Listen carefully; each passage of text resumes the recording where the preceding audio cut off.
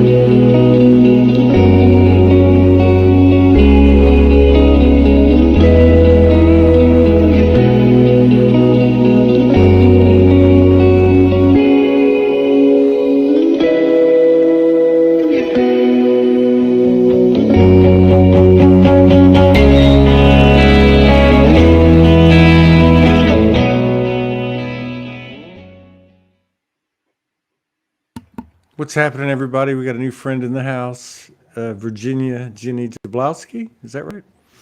You can call me Ginny. Ginny. Okay. Yeah. So you had written me, and welcome to the show. You'd written me at the Soulogy One Studios Facebook page, and then this massive transmission or that I sent out with the 200 plus inquiries to come on the show. You were one of them, but you actually, we were talking about or exchanging messages on a couple things, but I believe that, of course, we'll talk about your story. That's what this show is all about, the transformation. But I think you also work with horses, don't you? Wasn't that part of it? Yes, I do. So we'll jump into that because that's pretty interesting and unique. We really don't think in 3,000 shows have had anyone that come on and they've talked about, maybe the therapeutic aspect of maybe a relationship with a horse, but I think yours was a little bit different.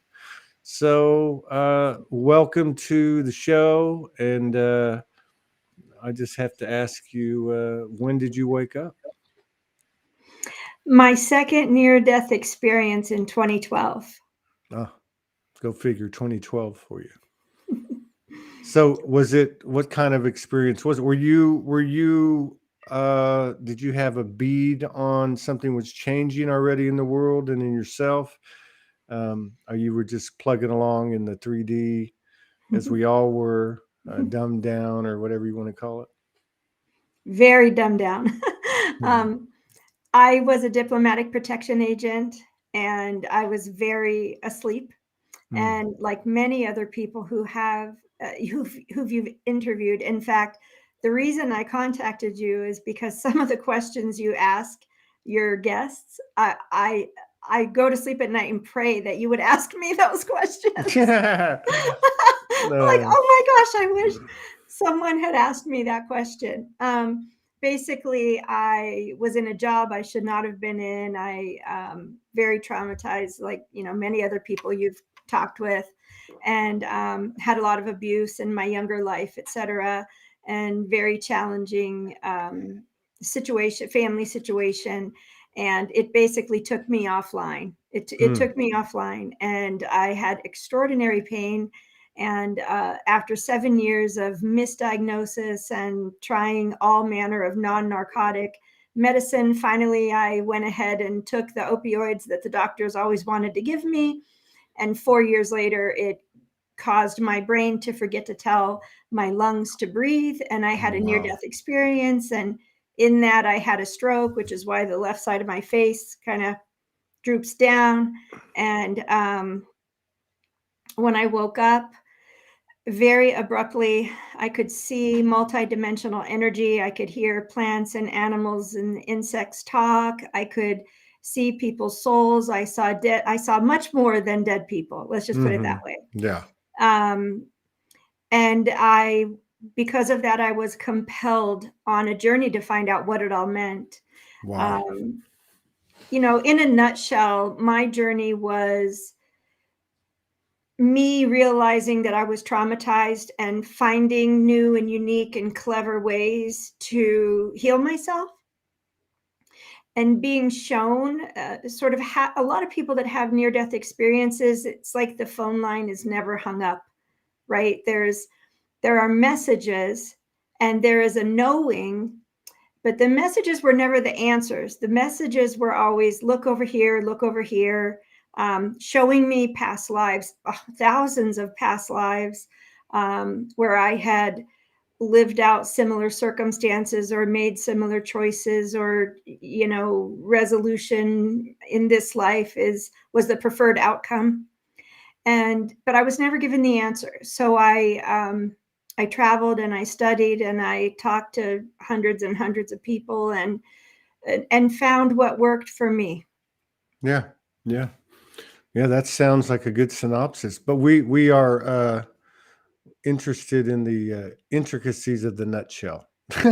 So because you're, it's not linear. We know that. I mean, so what you've encapsulated in that summary is what a lot of people are going through.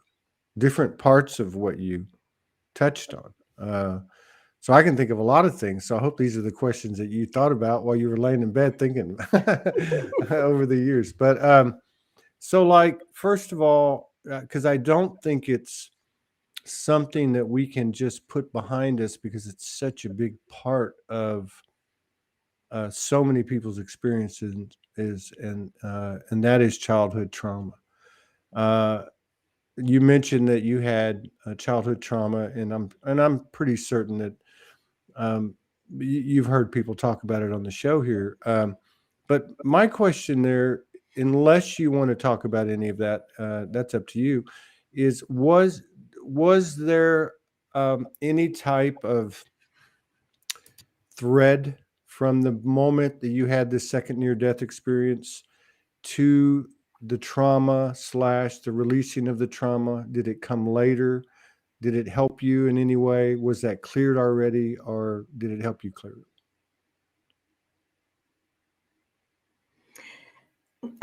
Yes and no. The threat that I did not receive any answers in the near-death experience, nor did I receive any guidance. I was given a choice.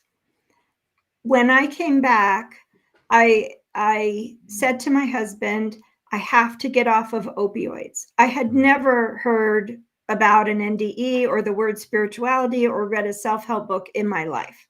So I was starting from zero. What compelled me forward was the desire to get off of opioids and live. There was the only thing that happened in my near-death experience that I can say still affects me today is this idea that I had something important to do. And in my opinion, the important thing was to heal myself, to heal my soul, and to remember the truth of who I am, and to be self-aware and self-responsible. And I'm striving for that still today. The thread through all of that I found was forgiveness. One of the first people I ever went to, an intuitive that gave me messages, I brought up my mom right away because my mom was very abusive, and I had other, inappropriate sexual contact when I was young several times, and molested and raped several times. So boy, did I choose to live out a lot of karma in this life. The first intuitive I ever worked with, and when I inquired about my mother, they said, well, my guides are showing me that your mom really hurt a lot of people, so don't even worry about forgiving her. She's a really bad person. And there was something in me, yes, there was something in me, that phone line that hadn't hung up, that said, that's not true. Forgiveness is the key.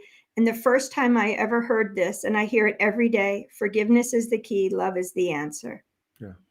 That's a very, I want you to keep going for sure, but that's a really powerful observation, because in my experience, I think I've been blessed in my experience, because I've always seemed to have a feel, even if it were guides that like say initially uh, kind of ushered me in to the party.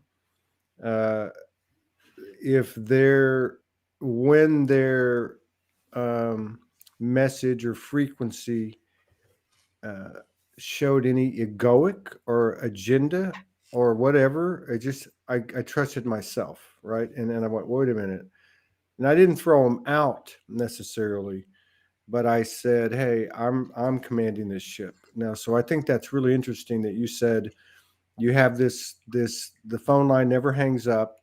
You have aspects come in, they say something to you, and you have the wherewithal to say, no, that's maybe 80%, or there's something wrong with that. There's something that doesn't feel right there. So I think that's just a good point to keep in mind. Maybe we can pick up on it later. Let's see how it goes. But go ahead and continue, please. Well, I'd rather respond because Oh, I'm responding viscerally to what you're saying. In fact, I'm crying. So you have triggered in me something that is yet unhealed, and that I'm very honest with the people that I work with that I'm not completely healed yet. And one of the things that I have struggled to understand and forgive is the number of quote unquote healers that I engaged on my journey who did invalidate or condescend or, and again, I totally understand that it's a mirror of myself, and where in myself am I doing? I know I totally get that. I totally get that. But my journey that got me to the place where I am today, which I'm super proud of myself that I've come this far. To me, it's remarkable to do so much in such a little period of time, just for my own peace of mind, right? Is that all of these experiences that I had with those that claimed to heal other people basically gave me a list of ways not to treat other people, not to engage with other people, not wow. and so I was taught by the behavior, by the language, by the energy of all of these people that I engaged with, how never to talk to someone who is on a seeking journey. Right. Wow. Because That's of that, I've walked away from every modality I've ever been certified in. I don't heal anybody. I don't do anything to anybody like they're a car or they need to be fixed. yeah. Where I have come to is that I'm able to communicate with people's souls, and their souls tell me the priority of the soul, that the soul would want the person to know, some block or something, some stumbling block that the intellect, the human cognitive mind is not able to see or perceive. Wow. Does that make sense? You are just, I try not to cuss anymore on the show. What I want to say, you are effing amazing. And you should be proud of yourself. And I'm honored to have you here. Uh, that's a powerful statement. That whole thing, it's not what they say, it's what they do. And the other thing that I find really powerful with you, having sat with many, many healers, and I understand that we're all transforming, we're all changing, and there's collective shifts that you can see in the field. For instance, that I can see in the alteration or higher alignment of the whole energy practitioner field. But to talk to an energy practitioner who whose soul comes through so loudly through your eyes, and to hear them say, I am not healed, not saying everybody's healing or I still got stuff to work on, but to actually have the your heart speaking through your eyes saying, I am not healed. Now I saw something the other day which was put in a way I'd never seen before, but it must be because you were coming on the show. And it basically said, and I wish I could pull the words up verbatim, but it basically said that I can assist others who are healing while I still heal. And it was put in a way that I thought, wow, that's the equilibrium of giving and receiving that I see anchoring on the earth, and you're a living example. So thank you for that clarity. Well, there are many theories as to what we perceive in other people. Some people believe we only perceive that which is wounded within us, right? There are certain healing modalities like access consciousness that, everything we see in the world is nothing but a mirror or a projection of the unhealed wounds in us. And I think it's more than that. I have had clients recently where I have perceived something in them very truly, and I went, oh, I have that same thing in me. And as soon as we hang up the phone, I'm going to go do my own work, right? But I also see and perceive things that I have healed over the past decade. And I didn't have a job. This is all I've done every day for 11 almost years, 10 years. And I haven't done anything else. I've done about 22,000 hours of healing, traveling, studying, seeking, 22,000 hours. Yeah. Wow. When you consider there's 2,080 traditional work hours in a year, you're doing this 8 to 5. I mean, all day, every day. I'm on the phone. I'm talking with friends. I come at it with just a wondrous curiosity, an absolute curiosity. Are there answers everywhere? Yeah, but the interesting thing is all the answers are different, and many are completely contradictory.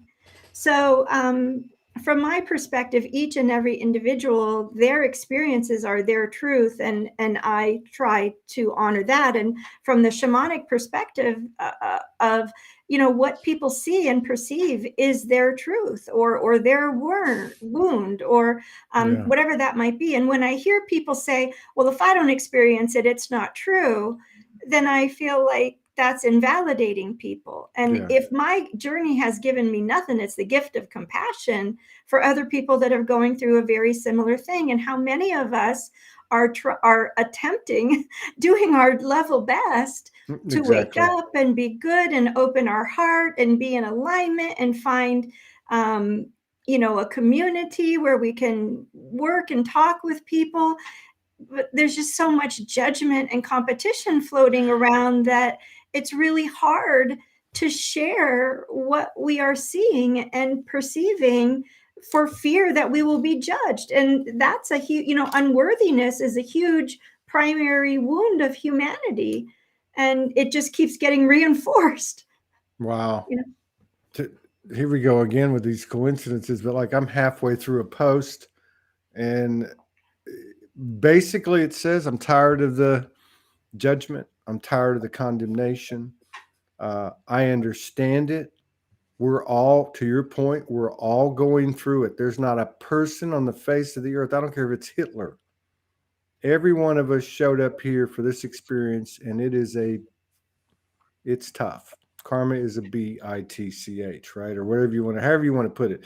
But to your point, to be able to see any projection, any behavior, instead of the judgment being, because we are human and we are evolving and we may have a little bit of this and a little bit of that, but to have it, to being a responsible, conscious creator, I think, when we first get wind of that, it's like, let's put the woo-woo in the driver's seat.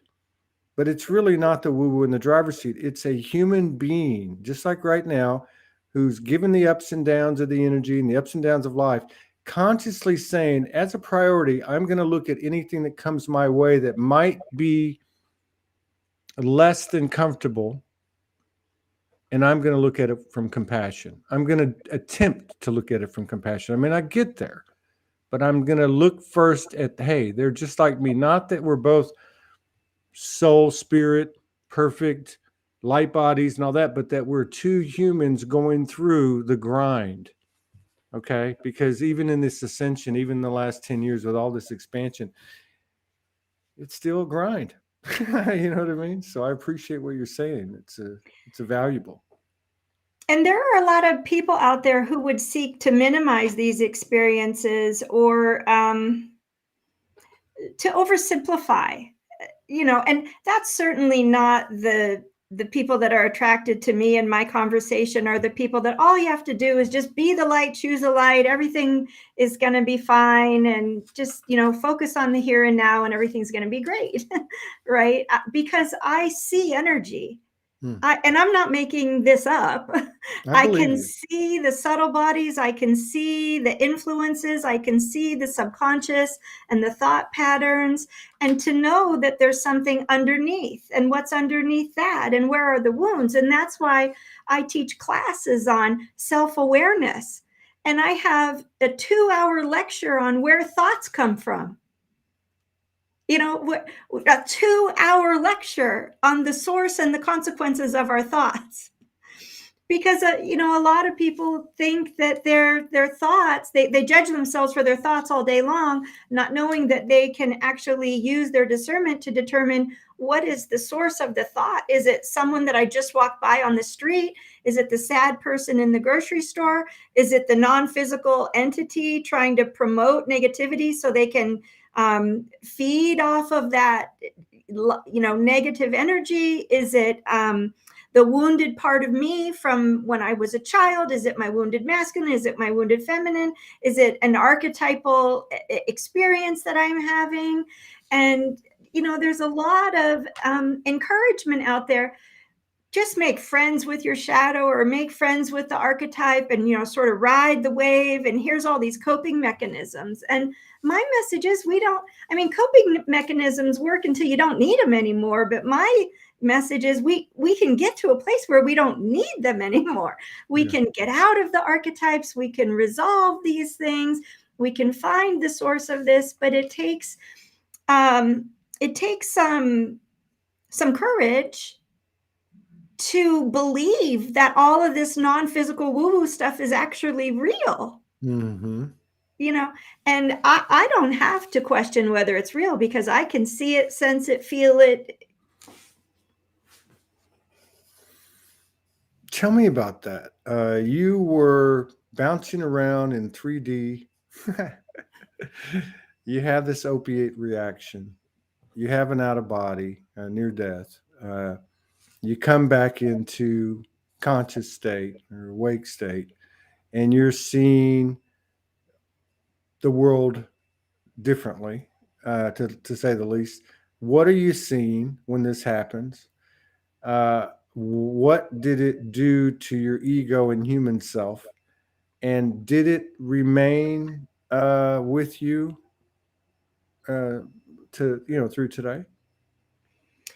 Well, the illness leading up to my near-death experience stripped away any pride, any vanity, any sense of importance, most of the negative ego and judgment, because I was literally bedridden for better than 9 years. My husband drove me to the hospital. I didn't drive a car. I had accidents, and my husband had to clean up after me. He got me in and up out of the bathtub. What He a brought me 3 man. meals a day in bed. I was gone. I had a daughter that was severely bipolar, and I was so traumatized from raising a severely bipolar daughter, on top of all the karma that I agreed to handle in this life. And that was a lot of martyr energy, victim energy, and not having a supportive family. But that's probably the story of several hundred people who are watching or will watch Well, this. your husband sounds like he's got an S on his chest and wears a red cape. He has a T-shirt with the Superman S, that's for sure. Wow, what a man! What a soul! What a duo! Yeah. And then when I woke up, he allowed me to spend his life savings on my spiritual journey, and traveling around the world, and going to Australia and working with Aboriginal people, and working with many different kinds of indigenous cultures and philosophies across the planet, and traveling 10 months out of the year. I was gone 10 months out of the year. And then when I started working, I was gone 10 months out of the year. Wow. So Wow. So that experience really stripped away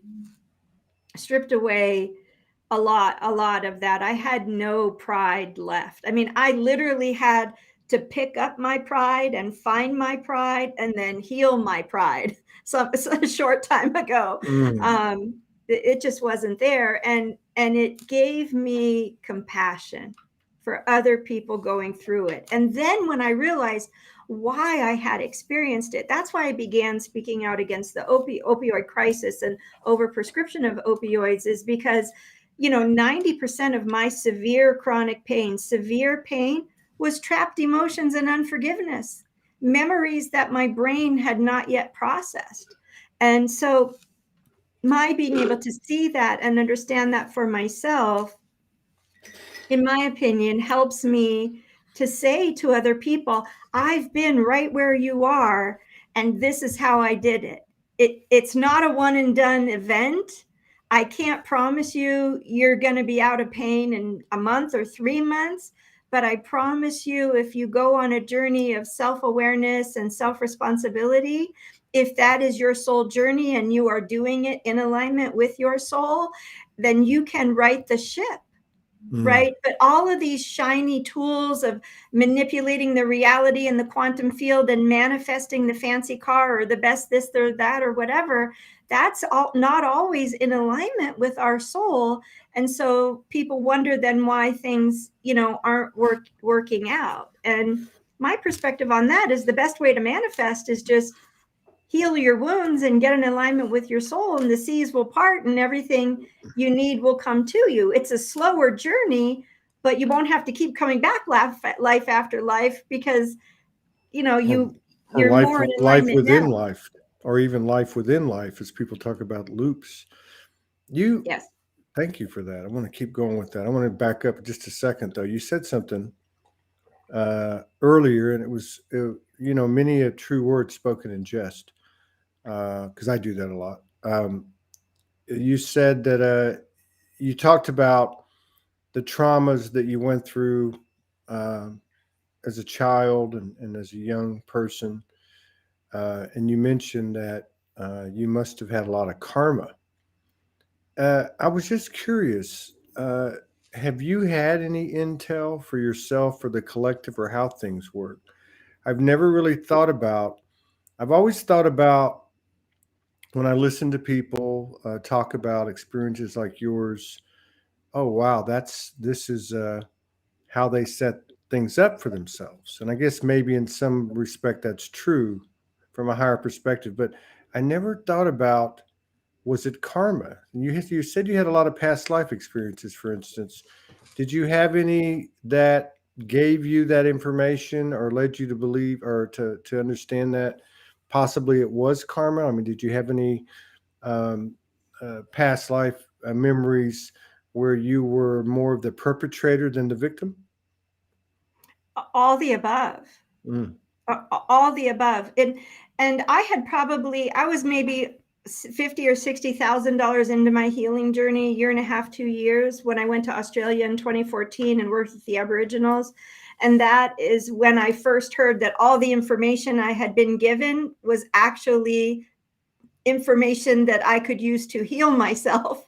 Up until then, I was being entertained with the information. Mm. I didn't realize it. But I would like to share a personal experience to answer your question, Todd, and maybe this will put a fine point on your question. So remember I said I have a daughter who's bipolar. Yes. One of the things that she would say to me her whole life, you don't love me, you don't love me, you don't love me.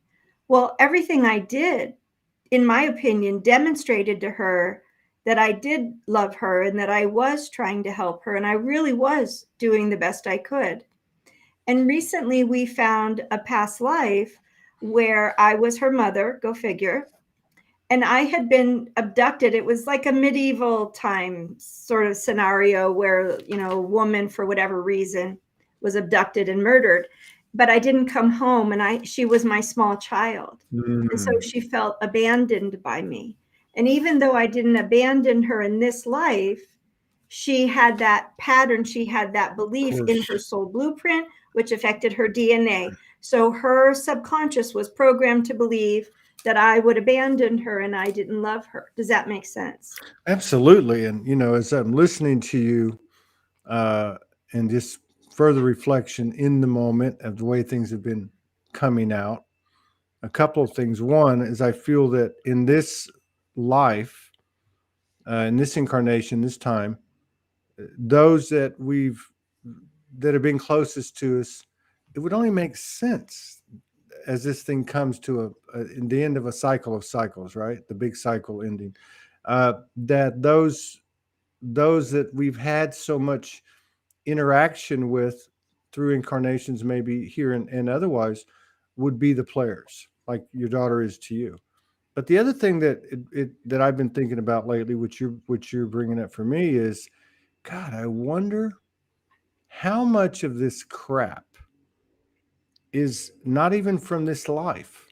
We focus so much on this incarnation, and I understand why, but with this expanded awareness, I have a feeling that I wouldn't be surprised if 99.99% of what we're working out is from previous incarnations.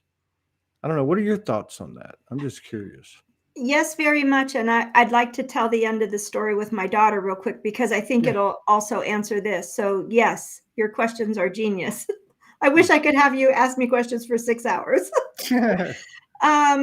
Because a lot of this, nobody ever really talks about it out loud or for free, right? And so Mm, that you're providing this platform that we can have this conversation, to me, it's priceless. mm, So, for my daughter and I, the scenario is playing out where she's feeling abandoned by me and we're having challenges, right?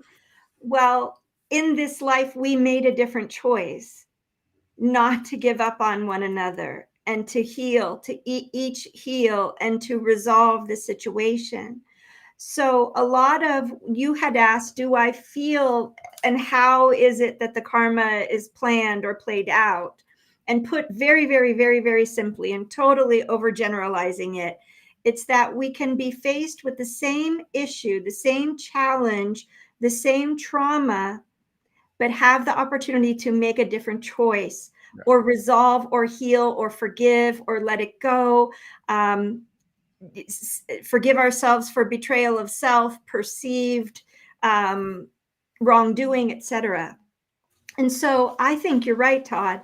This life is a giant setup for us to do nothing but find the places, the cracks, the wound where the light comes in, right? Find Yeah. the cracks, dive deep inside, find the places where we can forgive ourselves or others, and shine the light and heal. And so many of your guests lately, oh gosh, in the past few weeks, the past few months, they've just been brilliant in the way that they've talked about this very idea. And for some people, unfortunately, because this is the end of a cycle, a lot of us are here playing catch up. I'm one of them. Yeah. I'm one of them. And a lot of my clients are those as well, that in this life, we've chosen to hurry up and figure out where we want to go and what we want to choose next. And in order to do that, we have to raise our consciousness. Well, in order to raise our consciousness, it's not as simple as just pretending that the unhealed wounds don't exist. You have to find where we are expressing our consciousness, from the first chakra of fear of death, or the second chakra, the competition, the tribalism, the masculine, the feminine, or the third chakra where we've given our power away, and heal those wounds from the past so that we can begin to express our consciousness from higher and higher levels, so that when we leave, we have no obligation to come back and get it right the next Mm. time. I hope I'm making That's sense. yeah. Are you kidding me? We need to record this and market it. I'm kidding. We don't do that here. Um, yeah, because I spoke to one of my kids today. I had an interaction with a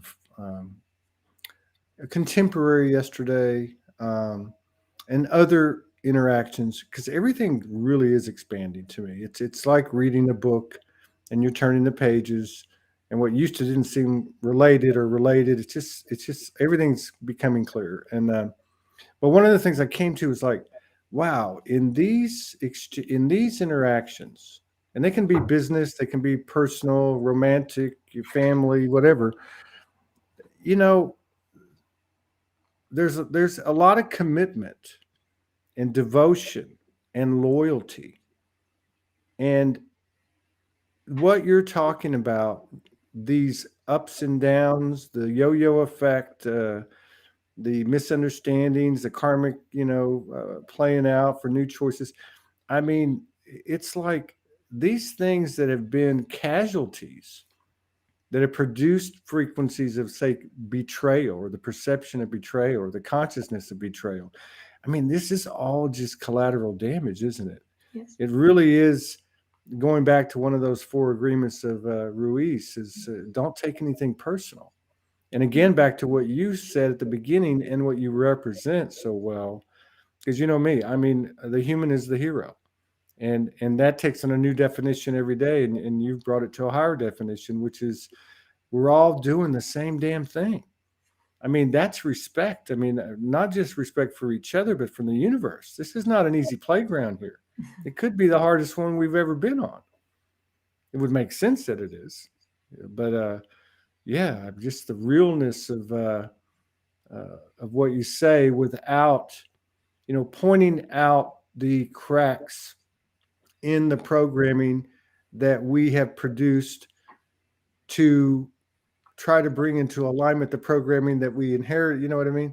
It's like we're building programs to deal with the programs, and Yeah. you're kind of calling it out, but in a very respectful and reverent way of it is what it is. I mean, let's face that. And I think also, and maybe you could speak to this because you spent all those years traveling around, seeking modalities, expanding yourself.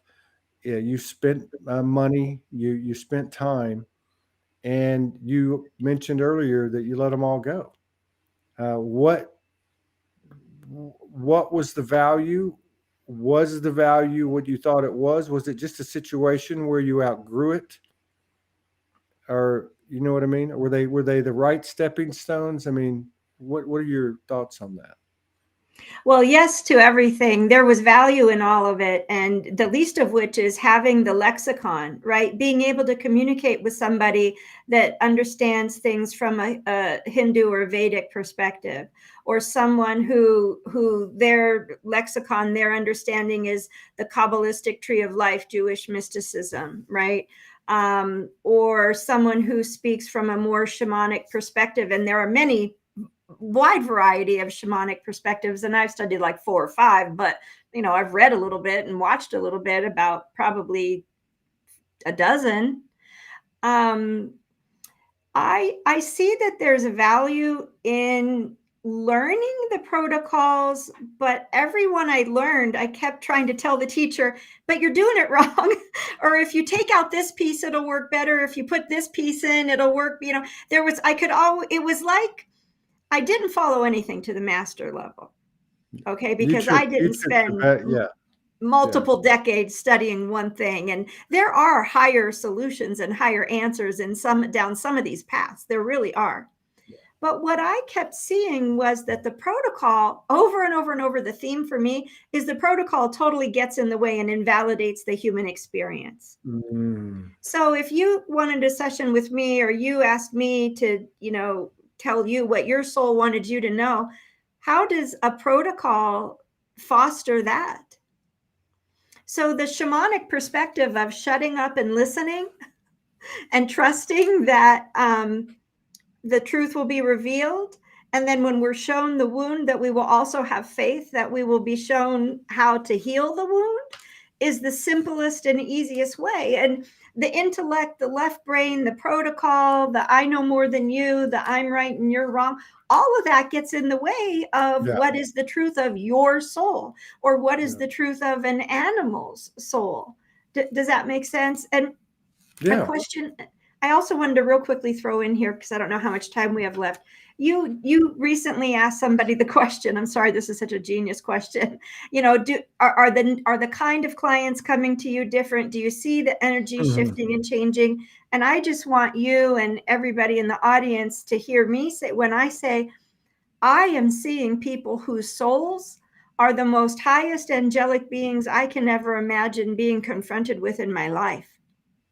I am literally witnessing very high level angelic souls, like crystalline, rainbow crystalline souls embodying a human being. Wow. Would you Angelic, go ahead? Go ahead. angelic souls. I was standing next to a man the other day and his wings came out and embraced me. It was like a soul to soul. He didn't know what he was doing. He had no idea, but his soul basically said, I see you, and put his wing around me and hugged me. Wow. And I had a chiropractor once. I was laying on the table and I was looking down and I saw the tips of his wings come down and embrace me. There are people on this earth who are amazing people who may not even be very awake. Okay. They're very well read. They've read everything on Hinduism, Buddhism, Kabbalism, shamanism, Islam, Sufi mysticism, you name it. They've read it all, but they don't necessarily have a relationship with the self or the soul. They have the intellect, but let me tell you, that does not mean that they are not shining, brilliant beings of light. And they are here on this planet right now. And a lot of them, their lives are dumpster fires too. So just. Yeah, that's another thing, that I think about this too, with especially now recently, like this year, because you're seeing how the playing field's being evened.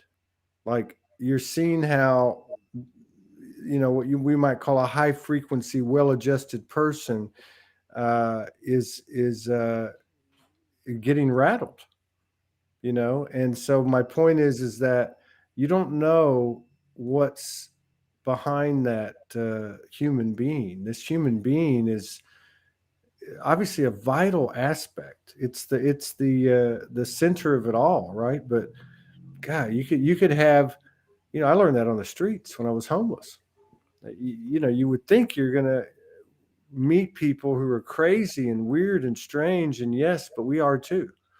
Like they just sleep on a bench, and and you could see the angel, you could see the angelic, you could see the ET in them. Yeah. So there's a lot to be said for that. That's amazing. So when you had this happen to you out of the near death experience,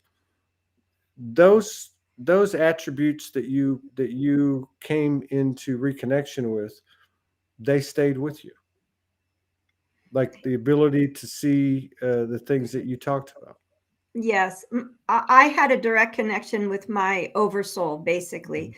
My oversoul, which there's lots of theories and paradigms about what the oversoul, some people call it the higher self. Some people say it's us millions of years in the future. Some people say it's 6 density versions of us. Some people say they exist in time, space. We exist in space, time. There are many theories. It doesn't matter to me what the truth is. When I die, I'm going to have a long list of questions and an even longer list of complaints. But I can say that the oversouls do reveal themselves to me, and I speak with my oversoul. And my oversoul, for me, did a workaround. It said, okay, your soul's too wounded. You're not going to make it unless we bring you back. Let's bring you back and put you on a path where you can overcome this. And we're going to give you some sort of cosmic grace or cosmic dispensation to be able to see and understand eventually. But let me tell you, the burden was on me to continue to move forward and get out of bed every day and get off of medication and study and learn and grow and get out and meet people. They weren't going to bring my people to my home in Arizona when I was laying here in my pajamas. I had to go out and meet people. Wow. Right. And I'm so sorry. I just totally lost. Oh, yes. I apologize. I That lost the 3D question. memory. It's leaving all of us. It happens. Yeah. And so what happened was my oversoul basically from time to time would come in and say, uh-oh, you're going in the wrong direction. And let me tell you why. And then my oversoul would show me a past life. a past life where I made that same choice, and didn't show me how the life turned out or ended up, showed me the energy behind the choice. So if I was a healer or a sage or a shaman, or, a lot of us who are here doing this work, right? We were quote unquote healers in many, many lifetimes. And so I was shown the ways in which being a healer actually interfered with other people's life purpose and their path and their journey and their own authentic organic evolution of their journey. And so that's why I don't do anything to people or animals. I don't walk up to an animal and say, I know what's wrong with you. I know, right? It's I think that's important. Yes, it's what does your soul want you to know? And so for me, I was lucky because I probably would have committed suicide after my near-death experience and all this was happening to me if my oversoul hadn't helped me to understand why it was all happening to me. Yeah. Yeah, that's another important thing I think that you're bringing to the table, which is occurring, I guess, in a natural progression, and that's the unsolicited, right? Like, over the years I've met people, and again, everyone's changing, everybody's growing, the field is expanding, but to come in and tell me what's up with me without even me asking, and to try to lay that stuff on me, or in observation of other people, watching other people, there's just something not cool about that. And I think, obviously to me, it would just seem to make sense, and it looks like that's what's occurring as I talk to practitioners, that the more open, let's just say, the receiver is, the more alignment that's going to occur. So if there's an overlay thrown upon somebody that, it's almost like I can do this, but you can't, or let me tell you what's wrong with you, you're basically screwed from the beginning. You know what I mean? I mean, it's if at a minimum, it's a perpetuation of the existing codependent, toxic type of imbalanced frequency paradigm that we've come out of. But that's another great point. Now, in terms of like, where do the animals come in? How did that happen? And do you know, and particularly the horses, how did that happen? Well, I was a horse person. My husband and I owned horses. We had a ranch. When I got very, very sick, we sold everything and moved into town to be closer to a big city and hospitals. But after my near-death experience, we went back into it. After my near-death experience, all my clairs were wide open and no boundaries. I didn't know how to control them, right? And so on my journey to learning how to control them and understand the human energy construct, which a lot of different people have a lot of different opinions about, I found, that I could hear trees talk and animals talk to me and dead animals talk to me.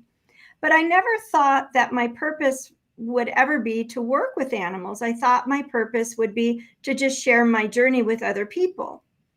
And it seemed within like 3 years of my NDE, the healers that I was going to, they were asking me to help them and they wanted me to help their clients. So it seemed as if I was giving accurate, helpful information when I was asked. And what happened was, in the beginning, I thought, well, I haven't studied for 30 years. I'm not a master. How could I take money for this? And everything I experienced was so expensive. I thought, who in the world can afford any of this? How can anybody afford to heal if they really need help? I didn't really want to charge a lot of money. And so I was helping people all around the world, really, like more than a handful, closer to a dozen countries around the world within like months of me saying, okay, fine, I'll help people. And what happened was, when I was bringing their information forward, or I was perceiving their energy, I would say, do you have a white cat, or do you have a black horse, or do you have a black dog with a salt and pepper muzzle, or, were you, I don't know, just all kinds of crazy stuff. What happened? And animals kept coming in. So there came a point in about 2016, I think, where I meditated and I asked my oversoul, like, why are these animals bothering me? This is really a bummer. I'm trying to help people and these animals keep coming in. And this council of horses came forward and said, we are the ones that saved you in your near-death experience. Wow. And so I did a hypnotic regression. And when I was going to walk away with Jesus, I had my hand in Jesus's, whoever looked like Jesus to me, and I heard something behind me, and I turned around, and there were horses and donkeys. And I didn't know that until I had a regressive experience. So this horse council came forward and said, we guided you on your journey to overcoming trauma. We need you to share everything you learned about overcoming trauma on your journey with humanity relative to animals, because people in the animal community, not only are they not accepting of animal communication or intuitive animal work, but they also, a lot of people don't believe that animals themselves can be traumatized. There's this sort of sense that all animals are just the higher superconscious of the soul family, and they never carry any trauma, and they don't get upset, and they don't have opinions, and they're all just here out of love for humanity to help humanity grow and heal. And I just found that's just mostly not true unless they're wild animals. Animals in domestication are entangled with humanity and human karma and human belief systems, and they struggle to manage their own energy. Why do you think they're all dying from human diseases that animals never had before? And so I was told flat out, you are to work with us, you are to help us. Like a bridge between the animal kingdom and the human kingdom. Right. And so I've become probably more well-known for working with traumatized horses. I travel across the country. I've worked with hundreds and hundreds of traumatized horses in person, but I work with many on the phone. And the proof is in the pudding. I mean, read the testimonials on my website, hundreds of So testimonials. You're the true horse. You're the cosmic horse whisperer. Right? Well, I would say cosmic is correct, because where I focus with the animals, well, I shouldn't say that. I can't focus anywhere. I can only do what the soul shows me, right? Go where the soul shows me. But what I see is, are they managing their own energy? Are they communicating with their guides? Are they traumatized? So just like human trauma shuts down the heart, prevents us from communicating with the 8th chakra, the soul, right? Same thing with animals. But there's so many people that just don't believe that's even possible, right? So my job is to not to go out and lecture and tell people they're wrong and write books and, write books on how the universe works or anything. It's just one by one to make a difference in people's lives, and word of mouth and sharing. And that's how I've really made a name for myself in that particular industry. And it's incredibly effective, empowering animals to remember their own light, that they can heal themselves. That, I can't tell you the number of times that I've talked with horses, and I'll say, well, your guides are right next to you. Why don't you talk to them? And the horse will say, oh, I wondered who those were. I wondered who they were. Right. And so reconnecting them, figuring out what's preventing them. And a lot of times it's a trauma, a shock, or a trauma, or something that humans have done that where they've taken on human beliefs that have prevented them from believing in themselves. I had a horse once who said, I don't believe in animal communication, lady. Literally. Wow. And I mean, it's a longer story than that. I'm, shortening it, and the horse didn't believe, because the trainer and the previous owner just thought animal communication was a bunch of hooey. And so the horse didn't believe and didn't think that I could help it. Yeah. So now I work, I probably 50%, 60% with horses, but I do a lot of work with humans. I teach classes to humans, self-awareness, self-responsibility. How do we really, truly begin to perceive ourselves as infinite divine beings having a human experience? Teaching people how to look at their own energy field, communicate with their own consciousness, talk to that inner child, the masculine, the feminine, the archetypes, get out of the archetypes, find the source of the thoughts and the trauma and that type of thing. Far out. Man, you're a powerhouse. So after all these years, what does your husband think about you? People used to ask him that. Don't you think she's crazy? Isn't this weird? And he used to say, in the beginning, I definitely thought she was crazy because he has 2 degrees in science. He went to Caltech. He went to UCLA, electrical engineering, computer science. Oh my God, he's an engineer. 1,500 on the SATs. I mean, National Merit Scholar, you know, all the stuff, right? Sports in college, just everything, right? And really intelligent guy. And also atheist. And so he kind of thought I was nuts in the beginning, but he basically said that he knew that I wanted to live and that if I needed to go on this journey in order to live and get off of opioids, so be it, go have fun. And when people asked him, his answer would be, in the beginning, I used to think that she was nuts. But then I heard her talking to her clients on the phone all day, every day. I would be on the speakerphone talking with my clients. And he would say, it was so fascinating. I wouldn't get any work done. I was listening to what she was saying to her clients. And I wondered at one point, he started wearing earphones and listening to music while he was working. And I said, honey, isn't it hard to work like that? And he goes, I can't work if I don't listen to music because I hear your voice and I just want to know what's going on with you and your clients. That's amazing. So, and talk about polarities. Yeah. And he hears the clients say, my horse is behaving different. My dog is behaving different. The tumor's gone or whatever. You know, there's not a lot of that. Please don't get me wrong. But, you know, you said that they had a sore throat and they did have swollen lymph node or something like that.